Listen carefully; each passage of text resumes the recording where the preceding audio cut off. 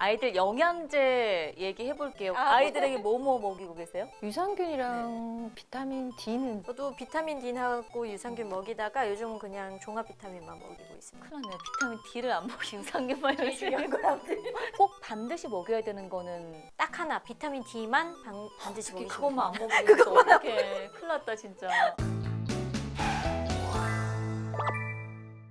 비타민 D 아까 되게 중요한 필수 영양소라고 하셨잖아요. 네. 먹으면 뭐에 좋은 거예요? 산모들도 그렇고 어른들, 소아들 다 비타민 D 결핍이에요. 비타민 D라는 거는 햇빛을 봐야지 저희가 합성을 할 수 있는데 요즘 뭐 피부암이니 뭐 그런 것 때문에 햇빛을 직접 쐬는 경우가 많지 않고 선크림도 다 바르고 엄마가 결핍이기 때문에 엄마의 모유를 먹은 아기도 이제 결핍이 되고 아기는 더군다나 더 햇빛을 쐴 수가 없기 때문에 대부분 비타민 D 결핍 상태라고 보시면 됩니다. 그래서 출생 직후부터 쭉 먹이시면 돼요. 단 한 가지 예외가 있다면 우리 아이는 비타민 D가 강화된 분유를 하루에 1000cc 이상 먹고 있다. 아 그럼 분유가 있어요 또? 분유가 다 비타민 D가 강화가 돼 있어요 요즘은. 근데 1리터를 먹을 수가 없어요. 1리터 이상 먹으면 비만 되는 데다가 근데 하루에 1000cc 먹는 애들 있어 우리 아들도 그냥 보면. 지금은 안 먹죠 원장님. 지금은 안 먹는데 보통 엄마들이 이제 아기 낳고 한 달까지는 소아과랑 산부인과 같이 다니는데 병원에서 태어날 때 왜 비타민 D 먹으라고 얘기를 안 했냐고 얘기를 하세요. 근데 요새 먹이는 분유가 대부분 비타민 D가 포함돼 있어. 이제 모유 하시는 분들은 더 잘 챙겨 먹으셔야 되고요. 분유를 900을 먹는다 먹여야죠. 1000 이상 먹는 애들만 안 먹이면 돼요. 이게 부족하면 뭐가 문제가 돼요? 애기들 성장, 뼈 튼튼해지고요. 그리고 결정적으로 이제 면역력. 요즘 코로나 때문에 면역력에 되게 관심이 많아졌잖아요. 유산균보다 비타민 D가 면역력에 훨씬 더 도움이 돼요. 언제 그 먹여야 되는 적정량 또 이제 좋은 비타민 D 제품 뭐 있어요? 용량은 기억하시기 쉬우세요. 돌 전하고 돌 후 이렇게만 차이가 있거든요. 그래서 돌 전에는 400 IU 10 마이크로그램, 돌이 지나면 600 IU 15 마이크로그램 쭉 그렇게 먹이면 되고 이 시럽제제 같은 경우는 보통 돌 전에 많이 먹이는데 이게 기름이에요. 이게 사실 지용성 비타민이거든요. 가장 주의하실 게 얘가 흡인이 돼서 폐로 들어가면 큰일 나요. 치료가 안 되는 폐렴으로 갈 수 있어요. 그래서 이제 유두나 젖꼭지에 묻혀서 하는 방법을 추천드리고 있어요. 다른 데 묻혀서 먹으면 덜 먹을까 일부러 직접적으로 일부러 떨어뜨리려고 하는 주는데. 분들이 있는데 그게 좋지 않은 방법. 신생아만 그런 거지 지금 애들 입에 넣어줘도 되죠? 세돌 전에는 이게 조화롭지가 않아요. 혀랑 이 삼키는 작용이.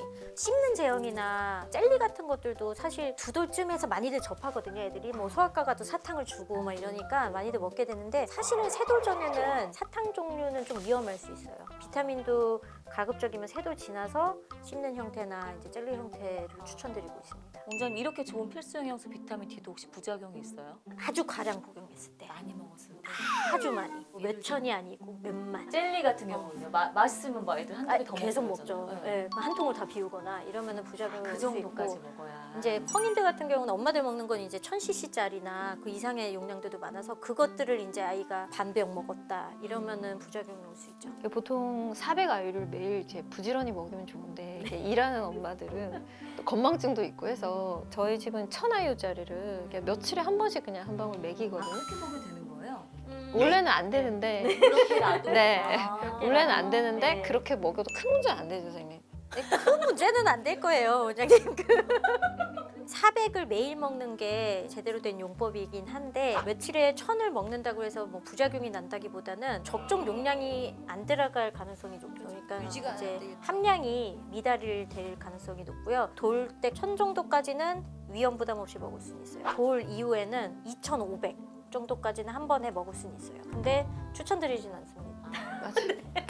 게으른 엄마. 좀 값비싼 천연 영양제 이런 건 또 뭐가 있나? 우리 아이한테 좋은 게 뭐 있을까요? 천연 영양제를 추천드리고 있진 않아요. 근데 성분을 살펴보면 이제 아미노산하고 비타민 B 종류의 영양소들만 조금 들어있거든요. 근데 음식으로 쉽게 섭취할 수 있는 수준이어서 아주 생으로 굽는 애 아니면 그냥 다 있어요 몸 안에. 그래서 저장도 오래되고요. 결핍이 거의 안 되는 영양소들이거든요. 그래서 그런 영양제들이 너무 밥을 안 먹으면 그냥 채워주는 의미에서 조금씩 먹을 수는 있겠지만 밥맛을 아주 좋게 하거나 키가 크거나 살이 찌거나 이러진 않습니다. 아이 하루 먹여야 될 소고기 적정량 이런 거 있잖아요. 고기를 안 먹은 아이들에게는 이제 철분제 먹어야죠. 추천해 주셨던 거 먹여야 되죠? 네, 그렇죠. 철분제는 4개월 때부터 먹일 수 있다고 제가 말씀드렸는데요. 그 이유가 아이들은 엄마 몸에서 철분을 받아서 나왔어요. 4개월 때까지는 가지고 있어요, 철분을 몸속에. 근데 그 이후부터 엄마한테 받은 게 고갈이 돼서 급속도로 사라지게 되는데 보통 이제 이유식을 6개월 때부터 하니까 4에서 6개월 사이에 약간 철분 공백이 생기거든요. 아, 그렇구나. 빈혈이 올 수가 있는 거예요. 그래서 모유 먹는 애들은 만 4개월 때부터 철분제 복용을 추천드리고요. 분유를 먹는 아이라도 만 6개월 때부터 이유식 할 때부터 고기 섭취가 잘 안 된다. 그러면은 철분제를 먹이길 권장합니다. 이게 분유에 들어있는 철분하고 소고기에 있는 철분하고 흡수율이 달라요. 소고기가 최고입니다. 흡수율은. 혹시 철분이 부족해서 나타나는 아이들의 증상 같은 거 있어요, 원장님? 그러니까 식욕이 없어요.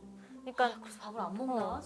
식욕이 없어서 밥을 더 안 먹고 밥을 안 먹으면 또 빈혈이 또 그쵸, 오고 그쵸. 이렇게 약간 악순환, 악순환처럼 네. 올 수 있고요. 잠도 안 자요. 엄마 쉬어야 되는데 그 중요한 잠을 안 자요. 그래서 계속 얕게 자고 깨고 다리도 많이 움직이고 그리고 기운이 없고 무기력하고 짜증 많이 내고 이러고요. 장기적으로 봤을 때 굉장히 중요한 게 철분이 머리가 별로 안 좋아질 수 있어요.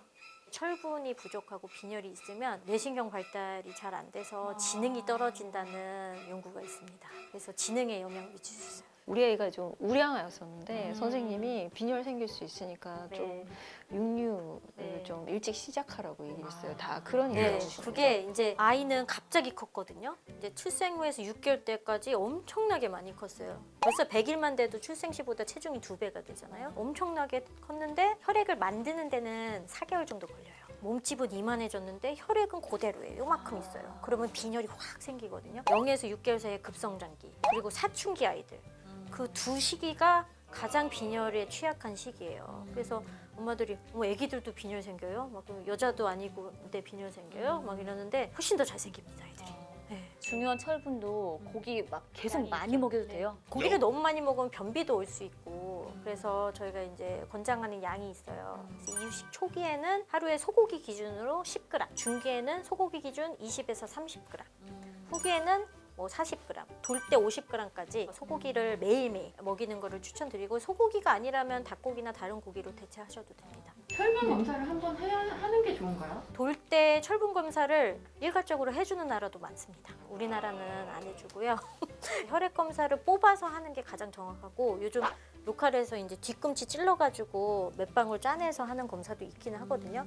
그거는 이제 정확도가 조금 떨어지긴 한데 참고는 할 수 있습니다. 영양제도 이제 뭐 먹는 때 언제 먹으면 더 좋다 이런 것도 기왕이면 언제 제일 중요한 비타민 D는 식사랑 같이 할 수는 있어요. 네. 근데 이제 기름지니까 우유 같은 거랑은 잘 안 섞일 수도 있어요.